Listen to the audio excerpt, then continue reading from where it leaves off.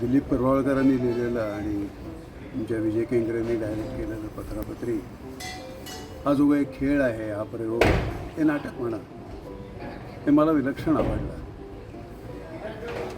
दोन पात्रांनी एक मराठी संस्कृतीचा जो एक वेगळ्या विनोदाचा जो एक वैभवशालीपणा आहे तो त्यांनी इतका छान आणला.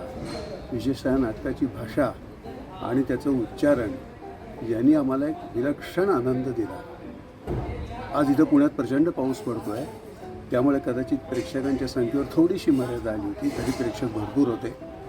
पण या सगळ्यांचा एक सामूहिक मन तयार होऊन या दोन कलाकारांनी आम्हाला जे एका विलक्षण आनंदाच्या प्रांतात नेलं, त्याबद्दल आम्ही त्यांचे खूप आभारी आहोत. फार छान खेळ, सर्वांनी जरूर पाहावा.